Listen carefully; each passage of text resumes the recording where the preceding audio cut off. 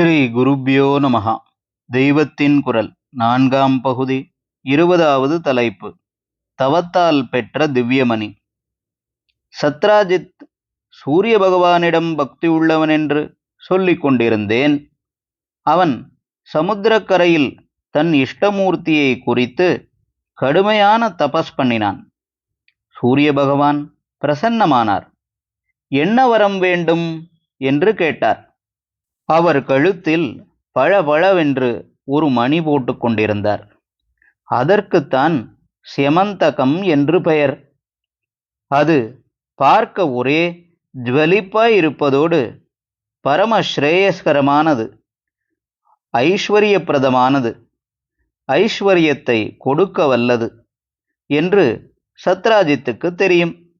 அதனால் என்ன வரம் வேண்டும் என்று கேட்டவுடன் அவன், நீங்கள் போட்டுக்கொண்டிருக்கிற ஸ்யமந்தகமணியை எனக்கு அனுக்கிரகிக்கணும் என்று பிரார்த்தித்து கொண்டான்.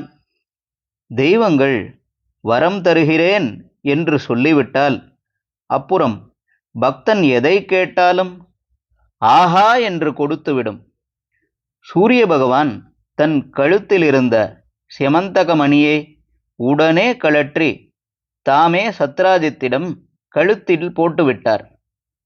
என்னுடைய இன்னொரு ரூபம் மாதிரியே பிரகாசமாயிருக்கும் இந்த மணி இருக்கிற இடத்தில் வியாதி வியசனம் எதுவும் இருக்காது. அதோடு இது இருக்கும் கிரகத்தில் 8 பாரம் ஸ்வர்ணம் உண்டாகும்.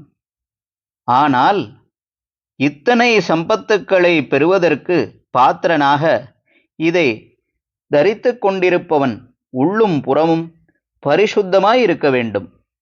ஆசௌச்சம், மடித்தப்பு ஏற்பட்டு விடக்கூடாது. சுத்தம் தப்பினால் பெரிய ஹானி உண்டாகும் என்று எச்சரிக்கை செய்துவிட்டு மறைந்து போய்விட்டார். பளபளவென்று ஜ்வலிக்கிற ஸ்யமந்தகமணியை போட்டுக்கொண்டு சத்ராஜித் ஊருக்கு திரும்பி வந்தான். துவாரகை ஜனங்களுக்கு அதனுடைய பெரிய கிளாரில் அதை போட்டுக்கொண்டிருக்கிற ஆசாமியே கண்ணுக்கு தெரியவில்லை. ஜோதி பிரகாசம் மட்டும்தான் தெரிந்தது.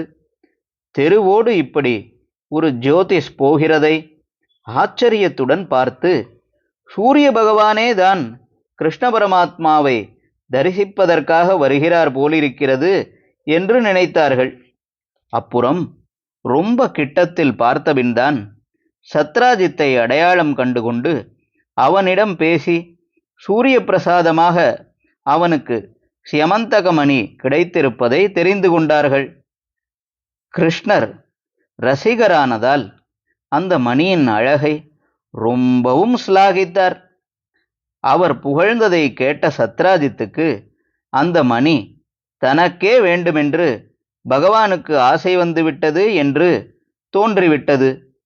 ஹர ஹர சங்கர, ஜெய ஜெய சங்கர. தெய்வத்தின் குரல் மேலும் ஒலிக்கும்.